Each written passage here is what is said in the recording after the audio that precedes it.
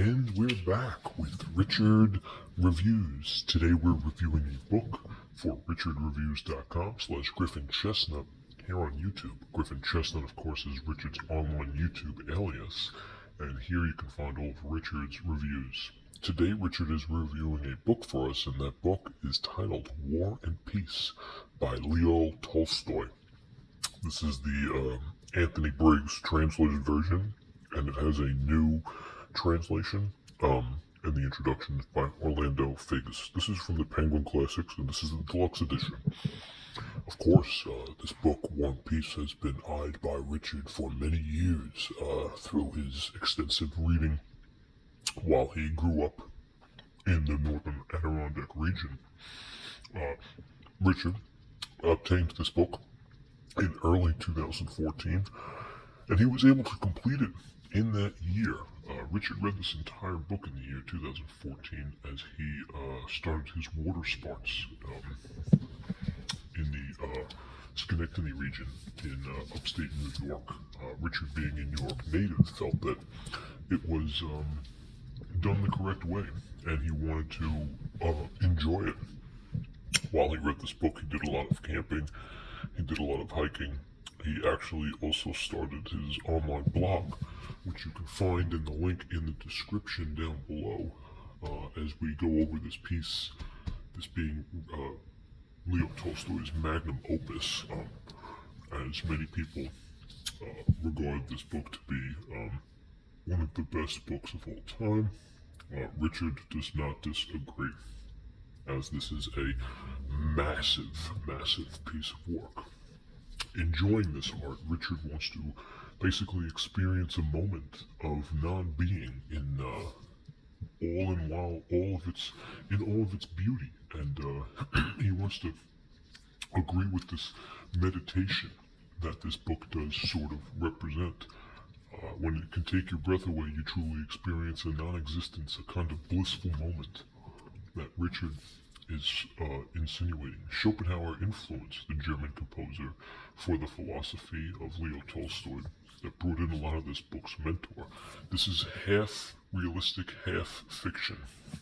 And Schopenhauer, of course, influenced musicians in the 19th century and had a psychoanalysis, which especially Carl Jung and Sigmund Freud, Schopenhauer dismissed the idea of God, and Tolstoy writes heavily about this in the Napoleonic Wars, which constitute a fair amount of the action in 1813 and 1855, with Russia being, in Richard's opinion, arguably the main character in this piece. It is not France, it is not Napoleon. It is, in fact, or any of the 7 families that are described in this piece. It is, in fact, Russia. And Russia, in other words, of course, as you already know, if you know the history of Russia, fell down in the year 1917 when it cataclysmed itself into 2 separate revolutions in 1 year. Thanks to Lenin, of course, the parent of Russia, the Marxist economy, to bring in the Terrarium and the Xenophine. The Xenophine has the ignorance and the responsibility to bring in the psychological, which makes us having choices immensely powerful for our being on this great existential journey that Tolstoy incidentally brings in. This book influenced a lot of 19th century hysteria, which was prevalent during the time, especially among women, more common among men, but especially common during women. And he argues that freedom ultimately makes people anxious. When you're free, you don't really have that anxious and dizziness, the good moral choices that people with history of freedom gave very little room for individual error, bound by the historical force, that you do not suffer because of the bigger focus. You suffer throughout your own actions because the choices you make as individuals bring you into a society that makes you suffer. And Tolstoy was able to show that what motivates us with freedom shows little prosperity, including what induces anxiety in the now 2 philosophers of life. And they come together, which show us that the 18th century was full of the different types of nihilisms. The German philosopher Friedrich Nietzsche, who lived 1844, showed that the accepted idea of free will. But, just like Tolstoy, he had a huge problem with it. And this is why his passive life was known to be.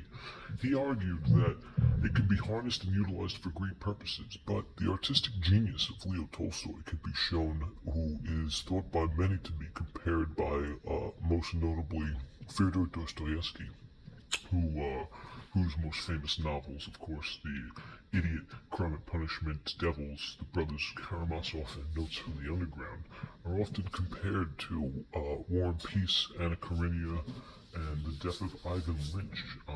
Tolstoy and Dostoevsky both lived in Russia around the same time. Dostoevsky being an admirer and a fan of Tolstoy, and apparently Tolstoy did not hear of Dostoevsky until he had already passed away.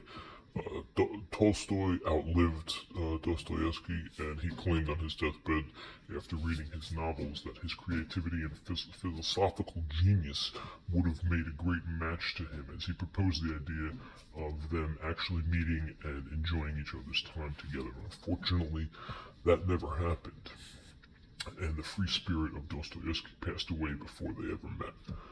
Tolstoy died a neurotic death towards the end.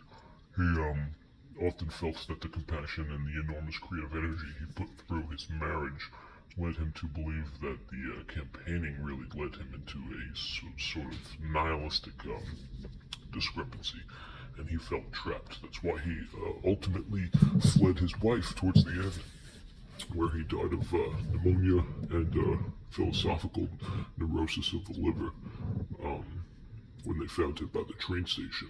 Fortunately, he did not live after that action, but he ultimately did live to tell the tale.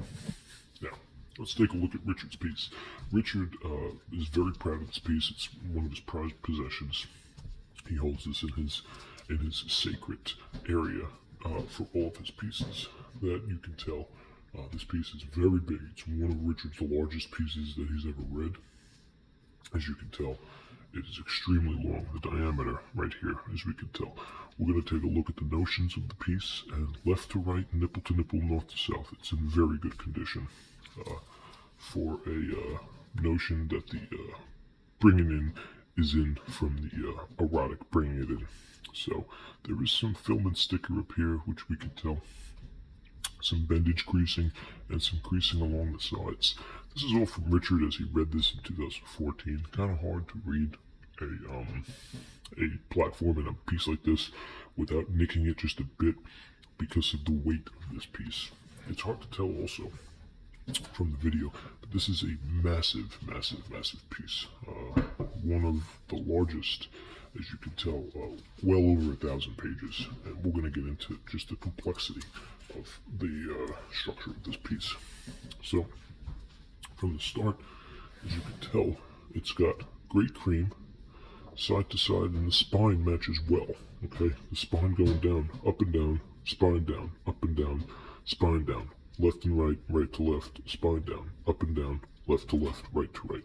Okay, nipple to nipple, north to south. Excellent cream, and it brings it all in to a powerful punch right in the middle.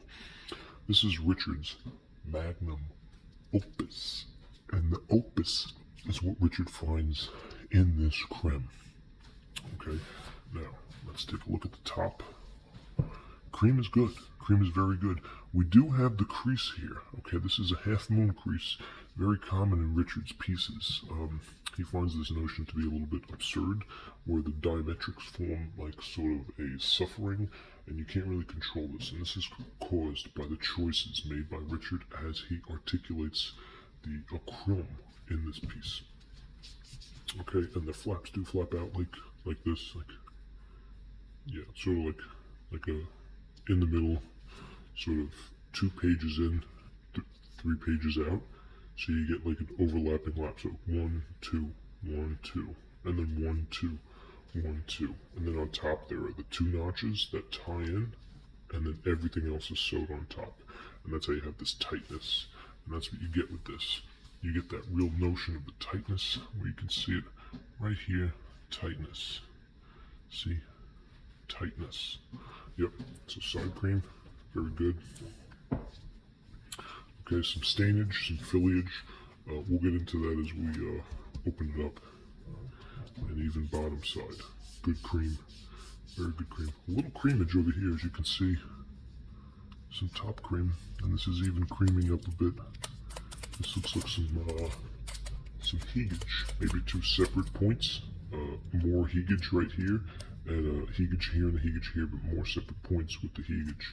Now the heegage does fall back, and it falls in as it falls back. With the heegage left, heegage right, and then it brings it out. All 4 points bring out the heegage. 1, 2, 3, 4. 1, 2, 3, 4. And this heegage is the same. 1, 2, 3, 4. 1, 2, 3, 4. So you have 50 heegages altogether, and they turn the pages as well. Along the side here, we have, here's more of this heegage. Penguin Classics, Leo Tolstoy, War and Peace, a new translation by Anthony Briggs, introduction by Orlando Figs, and on the back, as you can tell, so we have this butterscotch cookie emblem, and this of course is from the private seller who sold it to Richard in 2014. The private seller, which Richard can assume he purchased this off Amazon. This is why this would be here, this emblem of a neurotic discussion where you can get the East and West and others. So that's why this sticker is here. Richard has not made an attempt to clean it off, if you will, but nonetheless, on the back there is more praise of this piece as it being a magnum opus of Mr. Leo Tolstoy himself. This of course shows the price and the previous book handler, and the price is also posted here as well for $22, which is a pretty decent price for a book of this magnitude, but also goes over Richard's standard of being a rule for Richard Reviews. He pays less than 20 bucks for each piece. So, although this was more, Richard felt it was worth it. So he ultimately did pay more than 20 for this piece. As we open this piece up here, it really shows you how much was brought into this, and it gives you summaries and different sites of characteristics, of questions, pure stylistics, introductions, French auguries. This is all different chapters regarding the piece, and it has a great notion, which brings in the filter of what it is that Dostoevsky, Tolstoy, and Turgenev, the three powerhouses of Russian literatures, brought into what motivates the history based on the product of who we are and why we read what we read. And Richard is astonished and interested in this as a notion. As you can tell, piece is very dense, very thick, and very cream. The cream is strong in this one, and there's a lot of parts to it, so it's a thick, thick piece here with a lot of stuff to go into. And even towards the sides here, they're split into different volumes, as you can tell. And this volume is a formidable mention. And it goes all the way through. Towards the end, you're going to get into the footnotes. And even past the footnotes, we have the actual map of Vienna, which is brought to us with the 1805 campaign, which is stunning and shown through an alien workshop. Okay. And the word press, of course, for the Russian Revolution, and the ending epilogue, which brings into all the characters, which as such. So the last page we have is set at 1385, so we can confidently say and arguably say that this piece is a 1,400 page volume manuscript by Leo Tolstoy, none other than himself, Leo Tolstoy, who directed and put out a piece such as War and Peace. Leo Tolstoy magnified the image of Russian literature into a collective, formidable Tolstoyish way. So Richard has much to thank Leo Tolstoy for that. And Richard Reviews highly, highly rates 5 out of 5, 10 out of 10, 2 out of 2, 3 out of 3 stars for Tolstoy. And Tolstoy is here once again, giving us the great War and Peace. This has been Richard Reviews. This is Leo Tolstoy's War and Peace here at richardreviews.com/GriffinChestnut.